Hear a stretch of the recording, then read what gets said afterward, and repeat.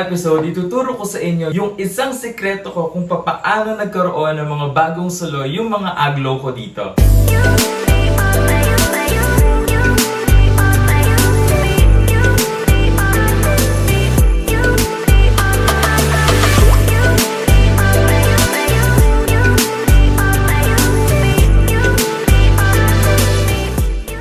Hi guys, I'm G of Lush Lifestyleplants and welcome back to our official YouTube channel, Lush TV. So before we start with our video today, meron kaming bagong YouTube channel para sa mga mahilig magluto at mahilig kumain. So sana po makasubscribe kayo sa Cravings, yung link po meron dyan sa description box. Mag-subscribe na kayo, meron kaming mga bagong videos ng mga recipe na kakaiba na magugustuhan ninyo, subukan ninyong lutuin. So for today's episode, ituturo ko sa inyo ang tamang pag-aalaga ng aglaw at kung paano paramihin yung mga suloy nila. Alam ko meron akong video na nagawa before na propagation and meron akong idinagdag na mga meron akong i-discuss na mga care tips. Pero ngayon, itong care tips natin special dahil ibibigay ko sa inyo yung sikreto kung paano bumilis dumami yung suloy ng mga Aglaonema ko dito.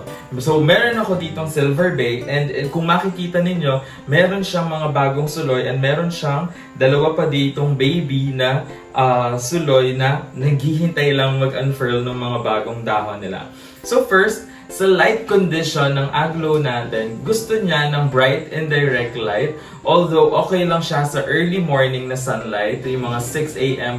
to 8 a.m.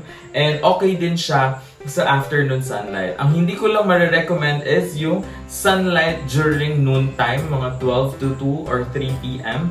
And itong aglaw very flexible dahil pwede rin siya sa low light condition. So meaning to say, kung merong madilim na area sa bahay ninyo, pwede siyang mabuhay. However, hindi siya ganun kabilis lumaki or magkaroon ng bagong suloy. So I would suggest na bright and direct light ang ibigay niyo sa aglaw ninyo.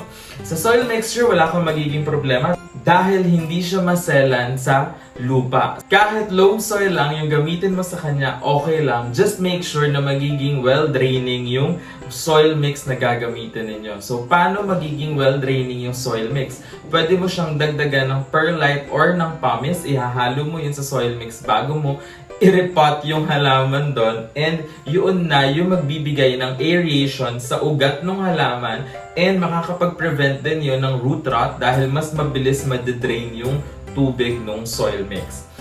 Next naman ay yung watering. So sa watering ng Aglaonema, kahit once a week, okay lang siya dahil medyo may pagka-drought tolerant ang Aglaonema. Napansin ko din yon na medyo may pagka-drought tolerant nga siya kaya hindi siya kailangang diligan ng ganong kadalas. So kahit once a week or kapag dry na yung first top 2 inches ng halaman or ng soil niya, pwede ka rin gumamit ng moisture meter para mas makasigurado ka na yung buong pot ay tuyo na bago mo siya diligan ulit. And as promised, ipapakita ko sa inyo yung sikreto na ginamit ko sa aglaw ko para tubuan siya ng maraming suloy. Itong isa kong aglaw dito, kung mapapansin ninyo, kinagat siya, ito yung main stem niya. Kinagat lang siya ng aso namin, kaya nasira siya. So, I really thought na hindi na siya tutubuan ulit ng halaman.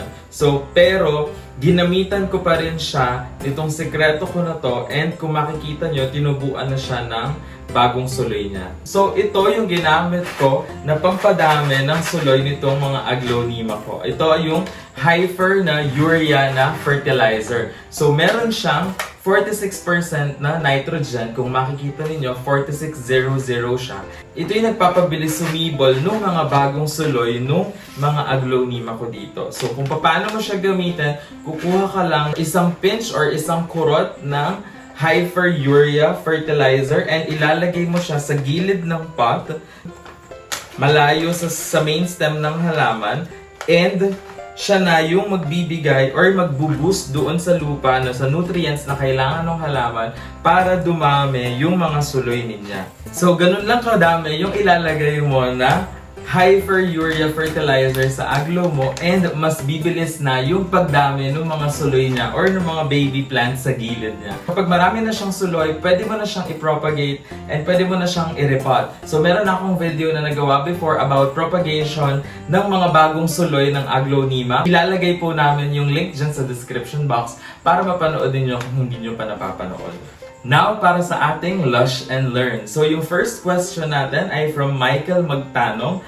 Ang sabi niya, new subscriber here. Sir, pwede din ba sa mga Aglaonema yan? Ang question niya po ay nanggaling din sa video natin kung sikreto na pampakintab ng halaman. So, yes po, pwede niyo pong gamitin yung Joy Baby para sa pampakintab ng mga Aglaonema leaves ninyo. And sobrang safe po nun, hindi po madadamage yung dahon ng mga halaman ninyo. Next question naman po ay from Rezi de la Cruz. Ang question niya nanggaling dun sa video natin na tamang paggamit ng fertilizer. Ang tanong niya, what is the best fertilizer po para sa mga mayana? So, ang best fertilizer po na marirecommend ko para sa mga mayana ay itong complete fertilizer ng HYFER 14-14-14. May 14% nitrogen, 14% phosphorus, and 14% potassium na nagpapabilis sa paglago ng mga mayana. So, kung napanood nyo na po yung mayana propagation na video ko, ipakita ko sa inyo, ito na siya ngayon. Ayan. Ganito na siya kalago ngayon dahil ginamitan ko rin siya ng HYFER Complete Fertilizer. So, ito pong HYFER Complete Fertilizer, available siya sa Lazada. Andyan po yung link sa description box. Ngayon po, naka-promo sila na buy 2, get 1 free. So, matagal nyo na pong gagamitin to dahil isang kurot lang yung inilalagay ko and once a month ko lang inilalagay sa mga mayana ko. Next question naman po ay from Peppereni VS. What to use po to protect new sprouts from rotting po? Actually, meron tayong iba't ibang uri ng reasons or dahilan kung bakit nabubulok yung mga bagong sibol ng halaman. It could be na na-overwater, so nag-start yung pagkabulok sa ugat ng halaman, na root rot na siya and unti-unti na rin nabubulok yung halaman. Second naman is pwede yung napeste yung halaman kaya nag-cause na makita mo isang dahon lang yung infected tapos makita mo isang araw buong halaman na yung infected nung peste kaya siya nabulok. So pwede niyong gamitin, pwede kayong gumamit actually ng neem oil or meron na kaming video before ng homemade fertilizer. Ilalagay din namin yung link sa description box kung hindi mo pa siya napapanood. Now, pwede mo rin gamitin is yung mga HYFER na fertilizer. Itong HYFER na fertilizer kasi, pinapalakas niya rin yung mga halaman against pests. Kung nagiging pest resistant yung halaman natin, hindi na siya tatablan ng mga peste na nagkakos nung pagkabulok ng halaman. So, maiiwasan mo yung pagkabulok ng halaman mo. So, we hope na meron kayong bagong natutunan sa video natin today. Click here para mag-subscribe sa Lush TV.